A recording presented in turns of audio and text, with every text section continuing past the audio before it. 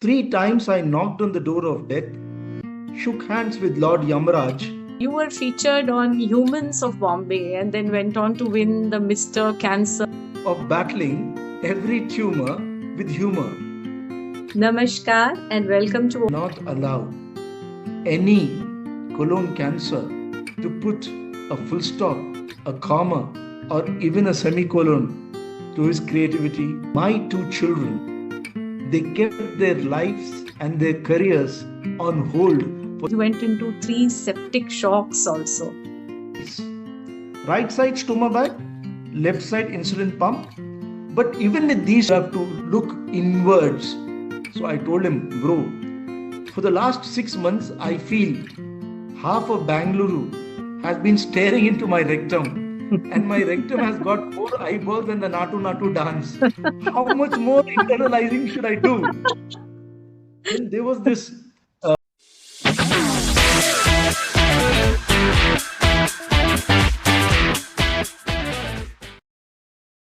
Namaskar and welcome to Audio Voices with Sangita. Today we have with us someone whose words have touched millions across the generation. An award-winning author, storyteller, and a TEDx speaker, Ramendra Kumarji, fondly known as Ramen. With 52 books translated into 33 languages and 42 awards under his belt, his journey spans from being engineering and an MBA to corporate leadership, from being a literature stalwart to a cancer survivor and motivator. His journey is a powerful reminder of how stories can inspire, heal, and transform. Welcome to the podcast, Ramendra ji. Thank you. Thank you so much. Such a pleasure and privilege to be here talking to you. First of all, I want to thank you for being the chief guest and unveiling my book at the Delhi Book World Fair. Thank you so much. It was such a big honor for me that आपने unveiling की मेरे book की. ये मेरे लिए बहुत ही it was really very big honor for me. So thank you so much. My pleasure. My pleasure. I enjoyed. And you spoke very well. Thank you. Thank you so much. Thank you so much. So we'll begin from your childhood. I was reading you had a tumultuous childhood. So would you like to share about your struggles as a teenager and the challenges that you faced back then? Yeah, so I was an extremely odd-looking youngster, very skinny, physically weak, and they would call me all kinds of names, monkey brand and all that. And I was so weak that I couldn't even resist at least the physical bullying. But added to this was the fact that I was very good in studies. So a guy who's very good in studies and is a bit timid and all is an ideal scapegoat for bullies. So I was really ragged. And but for me, the confidence to withstand this bullying came from the fact that at least in studies I was good, and in sports, in cricket and table tennis, I played reasonably well. But what happened in class 10? As I was stepping into class 10, I had a double attack of malaria. And just prior to that, my sister got married, and I was the only brother. So there were a lot of, we come from a Banya family, so a lot of ceremonies. So I missed school for around 2.5, 3 months. And in class 10, you can imagine if if a youngster misses school in class 10, what's going to happen? So when I joined back, everything seemed hazy. And in a particular unit test, I got only 9 or 10 out of 30.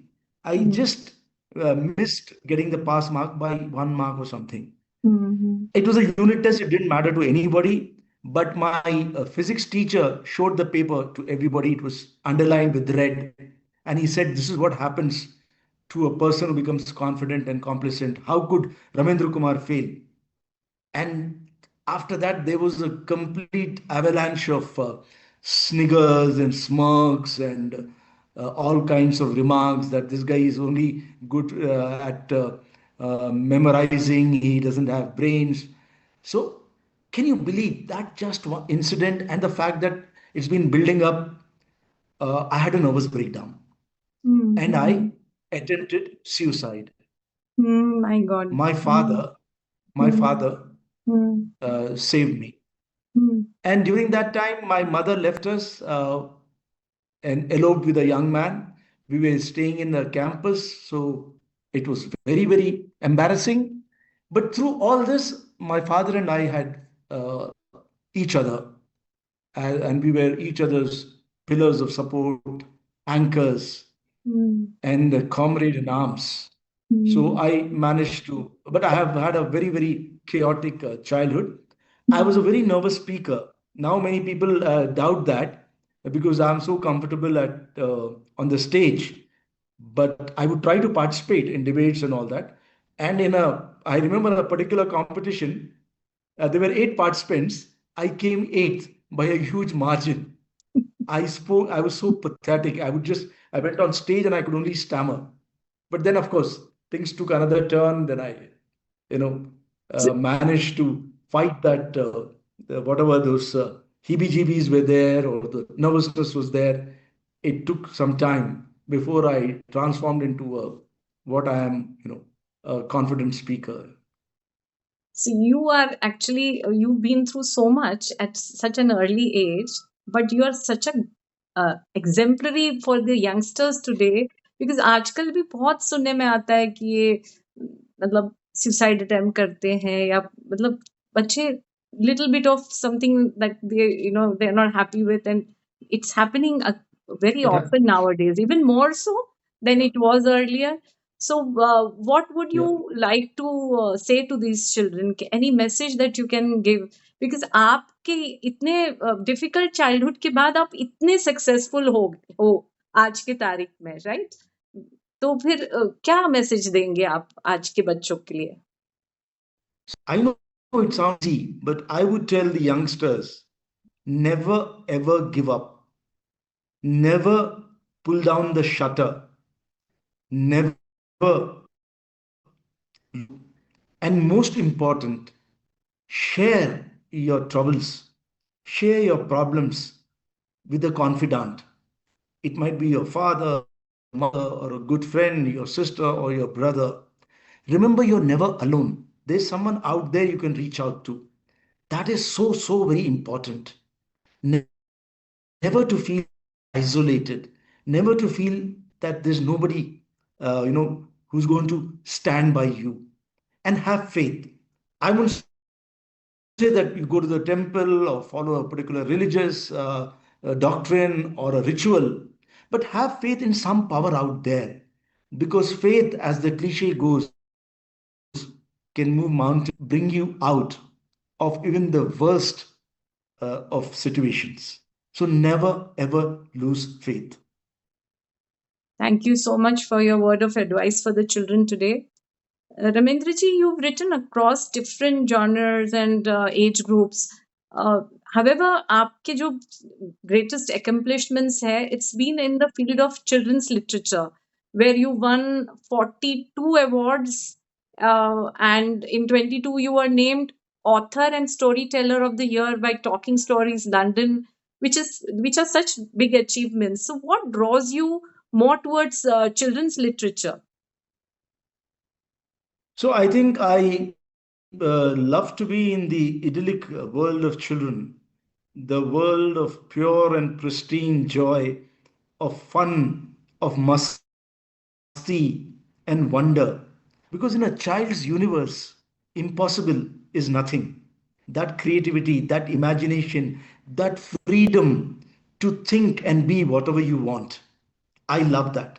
Secondly, writing children's literature or books is far more challenging than writing for adults.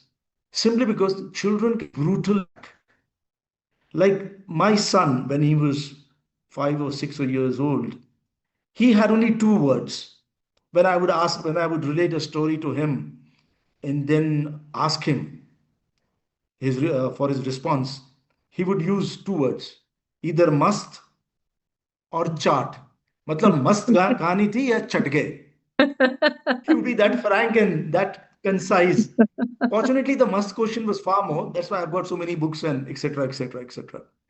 Then also uh, keeping the child attentive is a huge task because their attention spans Hmm. are very, very short, Hmm. especially in today's world of cell phones and games and whatnot and all. Hmm. So I find that very challenging.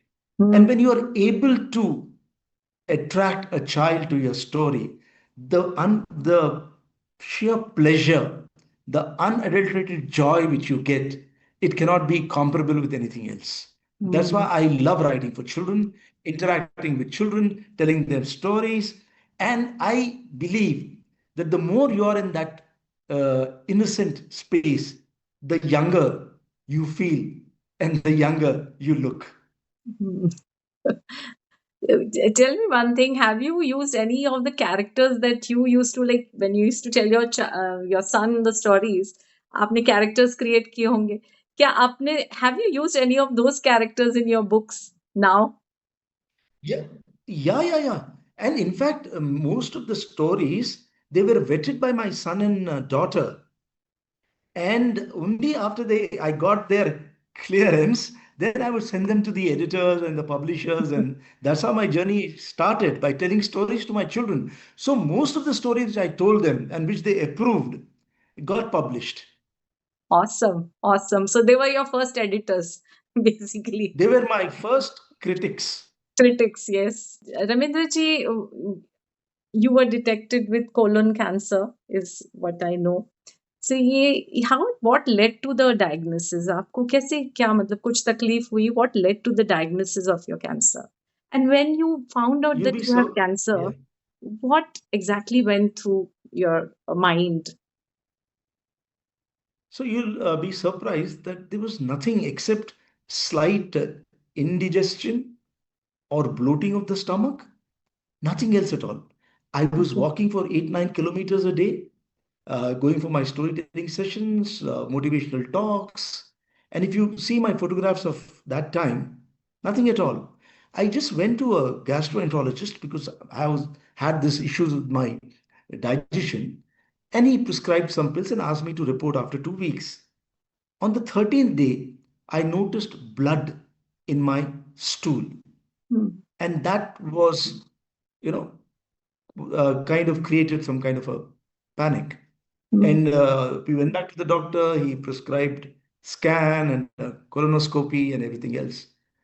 And on 29th of November 2021, my family, my beautiful, gorgeous wife Madhavi, whom you have met, Hmm. my daughter, pretty daughter Ankita, and my handsome son Aniket, and I were sitting in front of the gastro when he had a look at the colonoscopy report, a few slides and scans, and he declared, absolutely poker faced, Mr. Ramendra Kumar, you've got colon cancer, stage 2B. And then he talked about surgeries, chemo, radiation, stoma bag. I didn't know what the hell a stoma bag was. As I stumbled out with my family and we went to the canteen, I simply cut loose. There was rage, there was anger, there was angst, there was frustration, and there were a few tears as well. How come me? Why me? Poor me. I don't smoke, I don't drink, I'm slim and trim, I'm fit. Then how come this deadly scourge has slammed into me? Hmm. Just then I noticed the faces of the three people I love the most in my life simply crumple. It was as if they were seeing my death in my own eyes. At that moment, Sangita, I decided I had to rewrite the narrative, write my own script, live it, and love it. For me, the Hmm. family always has come first, and I couldn't do this to them. It was not their fault that I had been diagnosed Hmm. with this deadly disease. Hmm. Uh, a bit of a flashback. You already know about my chaotic childhood, but I also suffer from a lot of serious ailments like brittle diabetes, where the sugar levels move from one extreme to the other, I also suffer from a condition called silent thyroiditis, where the thyroid levels operate on the extreme. In 2015, I was diagnosed with a condition loosely called hemangioma, where there was a polyp growing near my vocal cords and I was almost losing my voice. A critical surgery was performed, and fortunately, I was saved. In between, I have had trysts with tuberculosis and COVID. I managed all these conditions with my mantra of battling every tumor with humor. Mm. And now, when I was faced with the worst crisis in my life, I knew I had to go back to my mantra. And that is what I did. That was quite a tough journey you've been through. You have had a lot of health challenges. So, your cancer journey was also very, very tough. I saw your videos and I heard your interviews also. You had a very, very tough time and you went into three septic shocks also. So, can you share more about how that was for you and for your family? It's very tough. Cancer is not just one person suffering; it's the entire family going through the whole, pain. Absolutely. So I suffered from three septic shocks. The probability of surviving one septic shock is only 30%. Three times I knocked on the door of death, shook hands with Lord Yamaraj, and walked back to the kingdom of the living. My beautiful, gorgeous wife played Savitri to my Satyavan. I endured four major surgeries, 10 rounds of chemo, 5 rounds of radiation, and I was in the ICU for 40 days. So, how did I manage all this? First and foremost, the incredible support of my amazingly awesome family. Throughout this chaos, they never ever pressed the panic button. They never ever made me realize the kind of hell I was going through on a day to day basis. Sangita, you would realize that most youngsters today, in their late 20s and early 30s, they provide the logistic support, the best hospital, the best care, the best nursing, Mm, but they don't give their time, energy, and effort. mm, My two children, they kept their lives and their careers on hold for those 7, 8 months when I was moving in and out of the hospital. About Madhvi, I've already told you. That's my amazing family. mm, And also my friends. People say that online relationships are transient.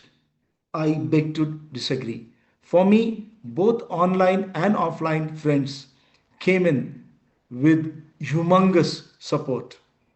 There were prayers in temples, in gurudwaras, in mosques, in churches. Buddhist incantations, invocations, and mantras were sent to me. There was this youngster on Insta who said that his father suffered from a disease of the arteries and he couldn't get up. I had created a dance video with my daughter. So this guy mentioned that when his dad saw the dance video, he was so enthused that he made an attempt to get up and walk. Now tell me, how heartwarming is this? mm, Columns were written on my fight with cancer in newspapers. There was this writer friend of mine who was once discussing that the character of Rajesh Khanna in Anand is not true to life. It's too romanticized. She told her friend, go and have a look at Ramendra Kumar's Facebook and Insta posts.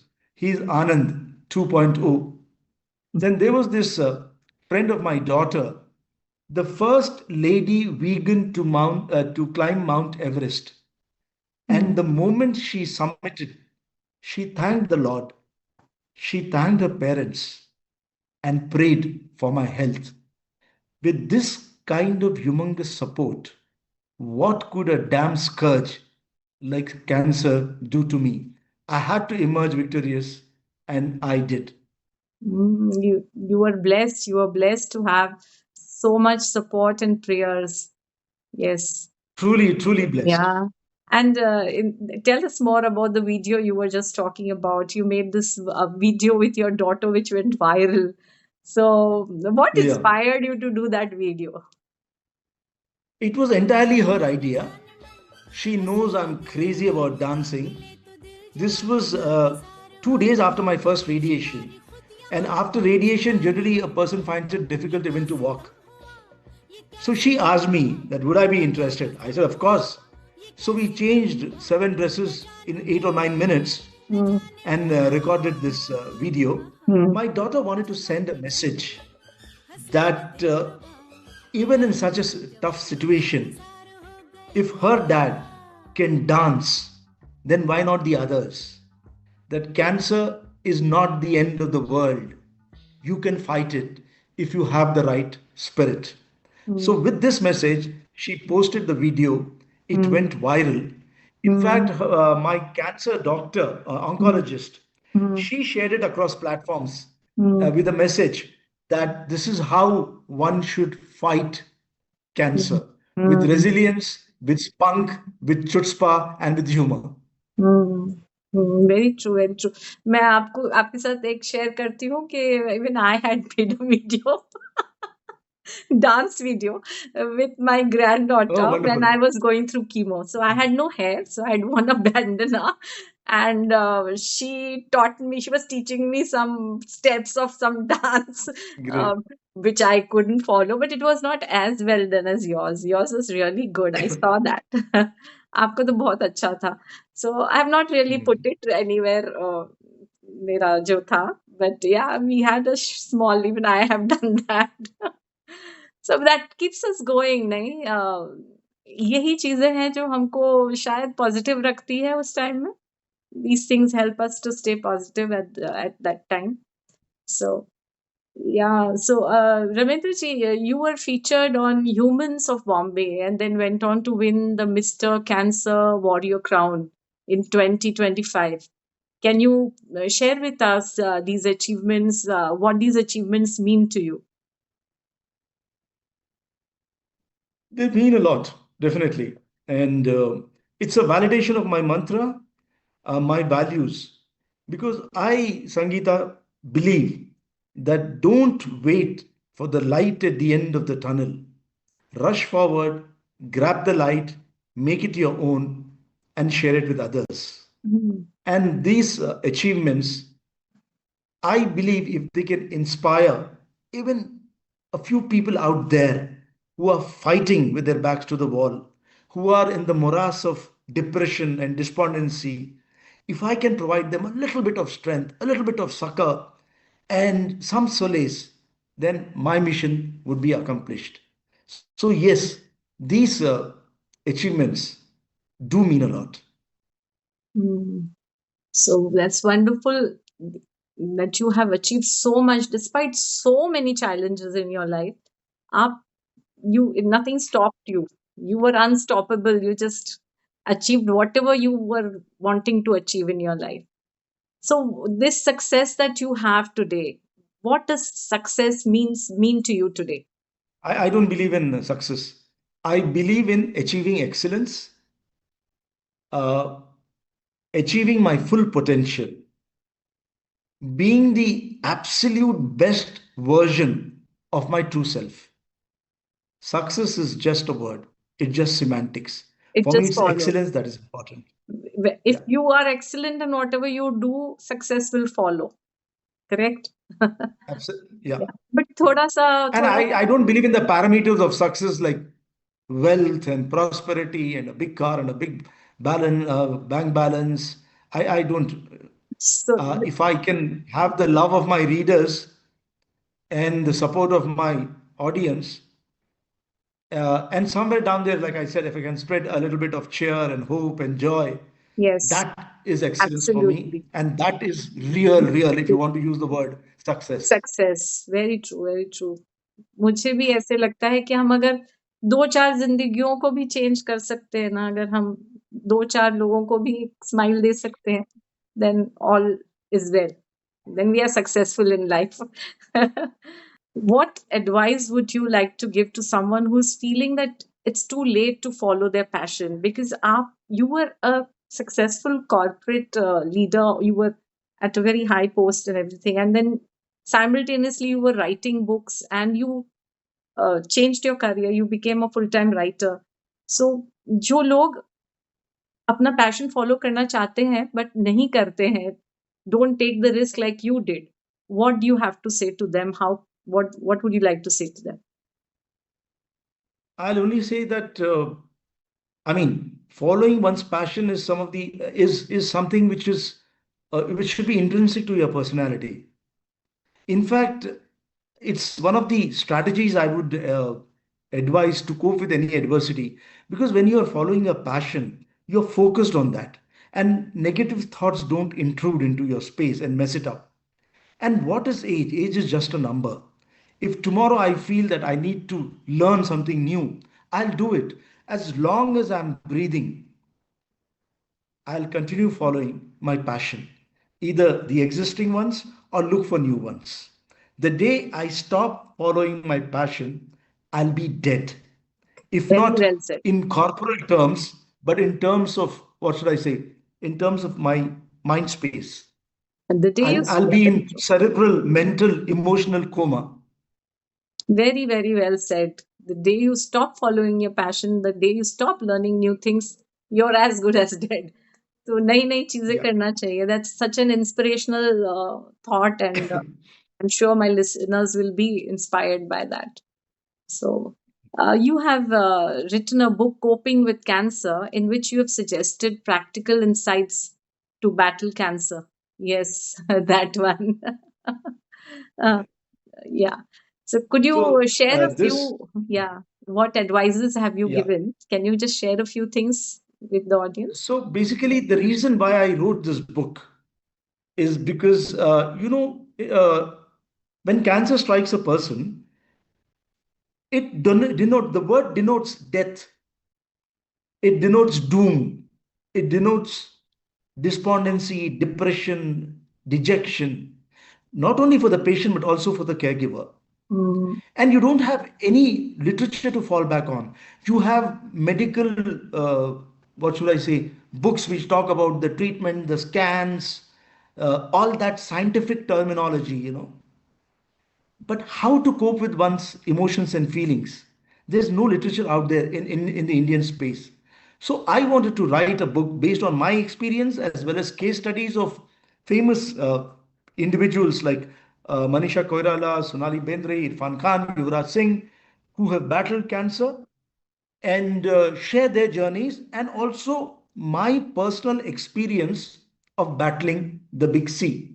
So I've given 11 coping mechanisms which are practical, pragmatic insights which anybody can follow, not only for cancer, but for any major crisis like the death of a beloved, loss of a job, a heartbreak, or whatever.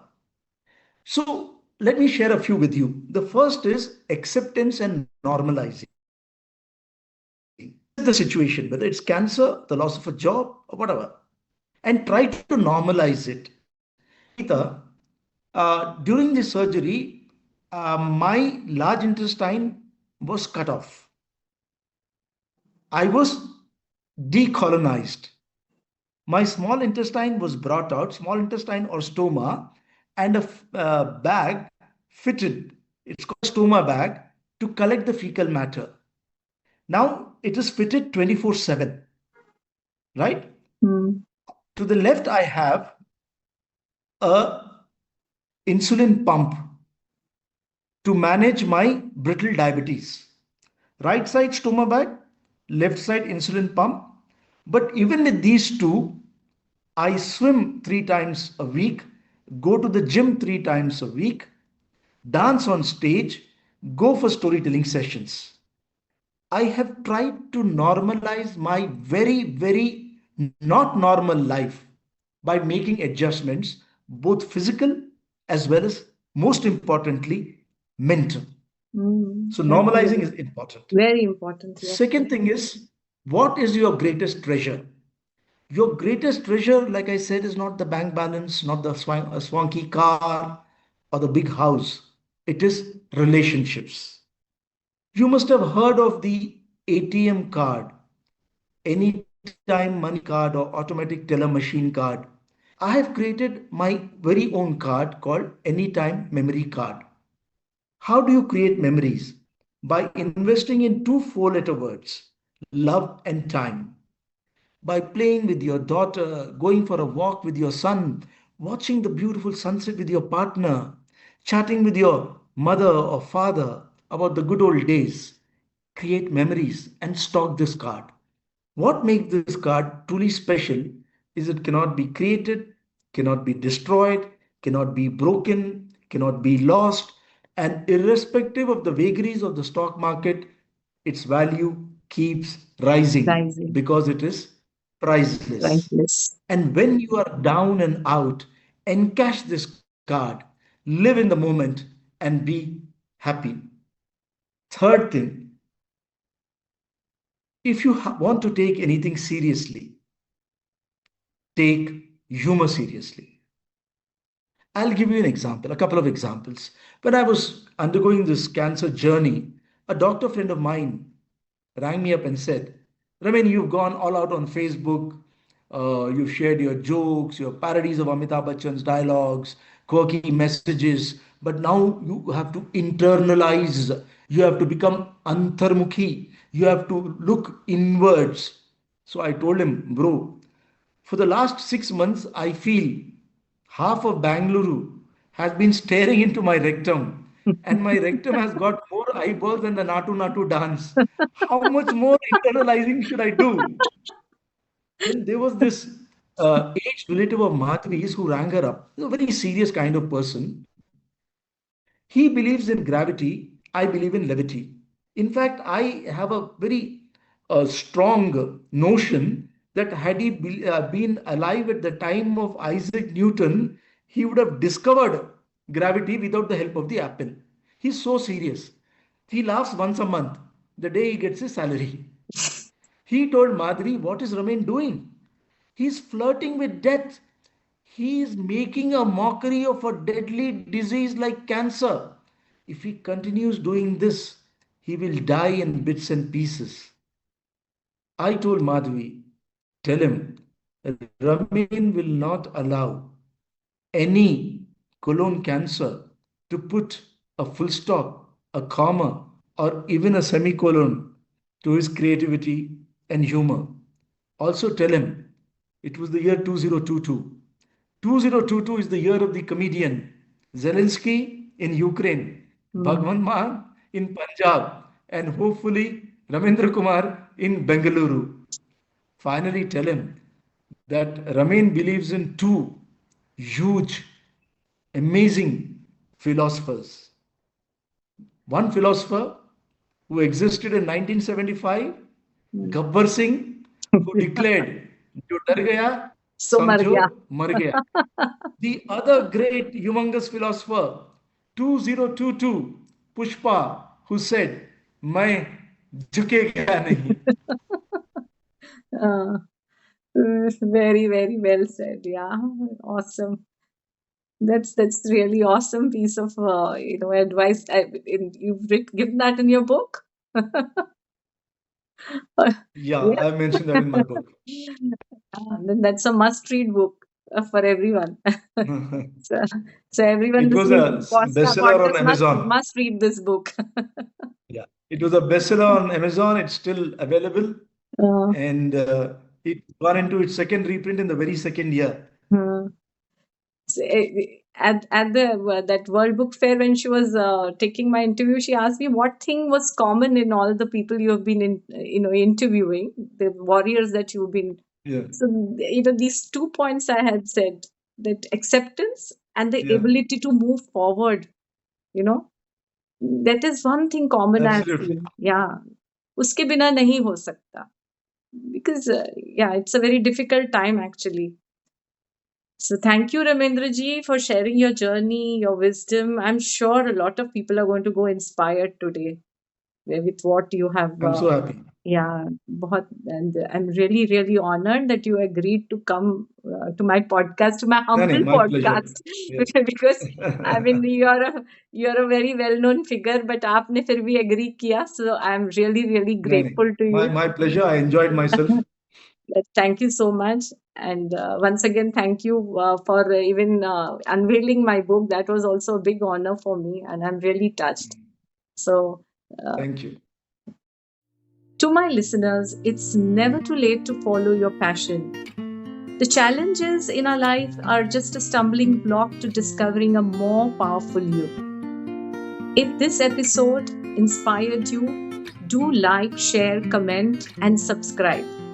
Until next time, stay strong, stay healthy. Bye bye.